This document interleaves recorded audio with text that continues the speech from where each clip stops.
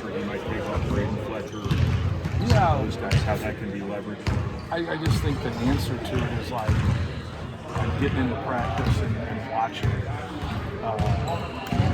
how everything unfolds in terms of who we put with who, and like we mix it up. So it's not like we don't try to neglect one thing, because something could organically like happen in terms of matchups. As we play bigger and we play smaller, obviously given another ball handler in there that can break the defense down, I think that's the area where that can really help us. Really seemed like TKR's passing out of the short roll was an issue.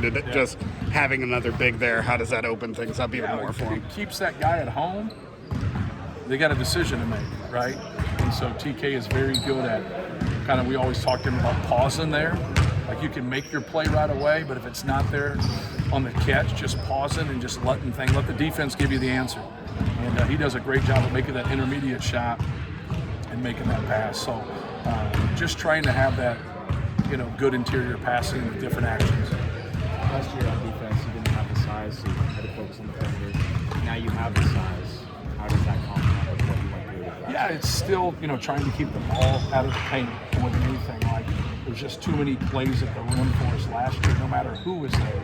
So that's first and foremost for us, to do a better job of not allowing so many plays at the rim, but then also when it does happen, feeling better about it, because we do have rim protection. So, Oscar is really good in ball screen defense.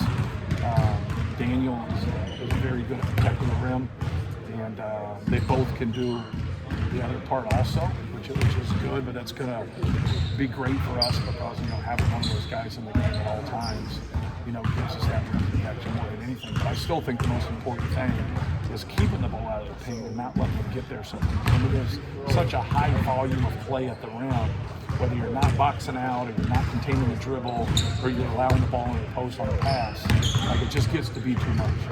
How many avenues are there to explore in terms of leveraging Trey and size together offensively? How do those guys coexist? Yeah, it just depends. Like, are you playing out a ball screen? Actually, like today you saw a lot of that in the short roll, and it really gets leveraged because it puts them big and a quick, spot where you're playing 2-on-1 with the rims involved. So the rims involved with the 7-footer, and now you're stuck there. Now when you play out of the post, it just depends on which one of those guys is initially getting the ball. So like if Trey's getting the ball, now they can come with a bigger double, where if they're getting, the basketball, do they want to leave Trey and let Trey do weak side rebound, and vice versa. So sometimes the action's really not that good, but when shots get up there, you're in such great rebound position that it's a high percentage of play. The other times, it's just such an efficient offensive play. You want the ball at the rim. You want as many opportunities at the rim as you can get. A lot of guys away from the rim, 8 to 10 feet, are not very good. Drake Hoffman is really good from 8 to 10 feet, 10 to 12 feet. He's very good at maneuvering in those areas. So he will get more opportunities in that area. It doesn't mean that he doesn't play in the low post, because he will. But we will play through the 5 at times and post ups, and we'll play through the 4 sometimes and post ups, and then they'll get more opportunities in ball screen. So just the movement staying out of the other guy's way is on the yeah, you have. So you see the drill work that we do, where you see a flip-up lob or you see a duck-in pass. You're just trying to make sure they stay on their runways. The problem that happens is when you get defended, you get resistance.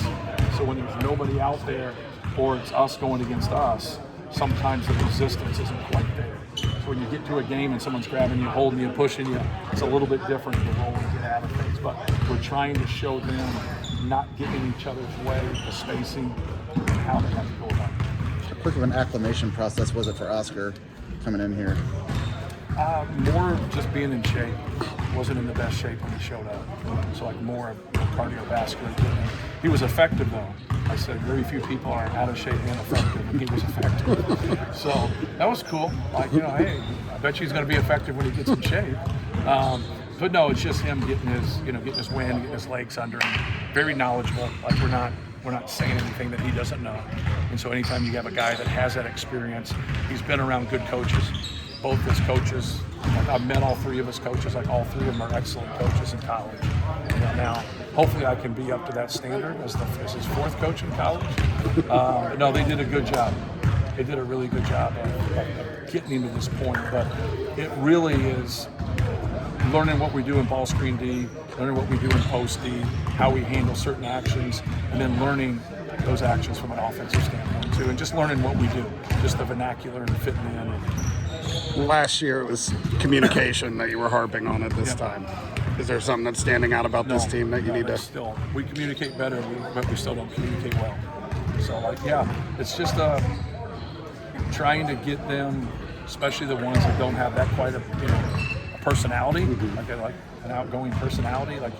It doesn't matter what your personality is. Your personality on the court's got to be one that's competitive and early, loud, and continuous with your voice. How much of the gap you want to fill defensively is just accounted for by just defensive play? There's a lot to that, just finishing off plays and doing a better job so we can get in transition. We're a good transition team. So you see that one drill that we work on with that. So that's really important. More than anything for us is also doing our job. I think sometimes when you get cerebral people, sometimes they can overthink some things. And that was some of our issues last year. That where it wasn't what we were doing at times, it was how we were doing it.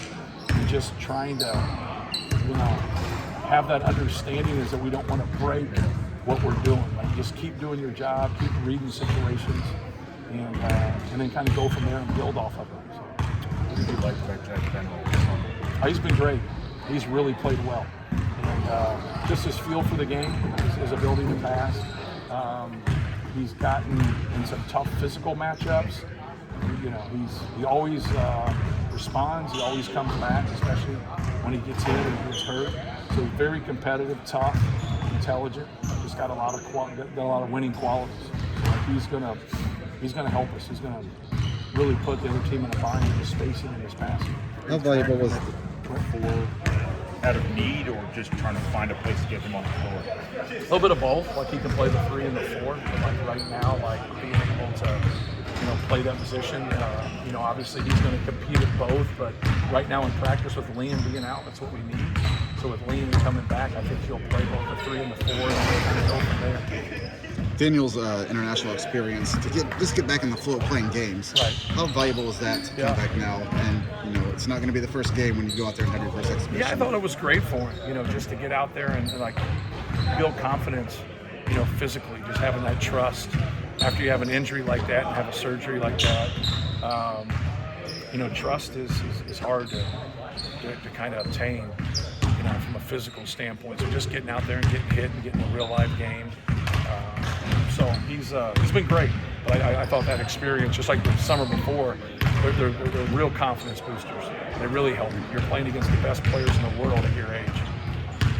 To have a nucleus of seniors like Braden and Fletch, just to have already integrated new people into the team, do they get better at doing that their third, fourth year? They get, when you first start, you're the ones that's, getting in the mix, but then when you start every game as a true freshman, now trying to help the guys the next year, and then, you get a high experience of understanding when people know things versus when people don't know things.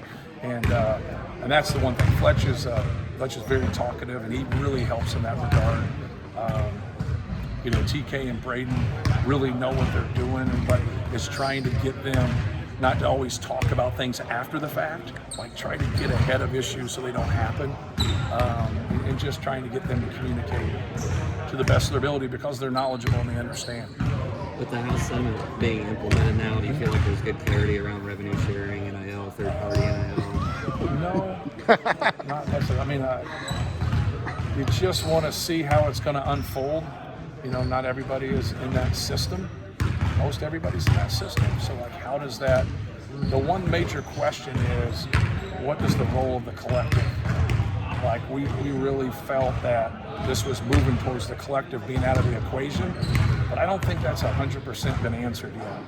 And we'll just kind of see how things unfold, because we're going to go through the revenue sharing and then have name, image, and likeness on top of it. And you can't promise name, image, and likeness. So it's got to be the real. And we've talked about it before of name, image, and likeness 2 years ago being 13% of the money, and the collective being 87%, but yet it's called name, image, and likeness. It wasn't name, image, it was the collective. And we've had real name, image, and likeness guys because we've had multiple All-Americans. So how many people have had 3 All-Americans in Trey, Braden, and Zach in this space, right? So those guys have made money, you know, with name, image, and likeness. But like, we'll see. You know, obviously there's a company that's going to be able to do that. But the real question, in my opinion, even though I want to see that also, is how they handle that. Is that collective still in play? Because we were under the impression that we were trying to work towards where that wasn't. And now I think there's some uncertainty there. There is some uncertainty there. But hopefully time answers that. Where is Jabari taking steps also? I think just being comfortable with what we're doing. You know, like coaches speak, coaches talk, going from your freshman year to your sophomore year to where you're not processing as much, you're playing. Like, it's hard to really compete and play at a high level when you're not confident that you're doing the right thing. And most freshmen are in that mold. That's why you see the biggest jump from your freshman year to your sophomore year. You're like, well, now I know what I'm doing. I'm just playing. I'm just competing. So I think that's the area that's made it easier for him. But I think it's made that easier for any freshman working into their sophomore year. Cool.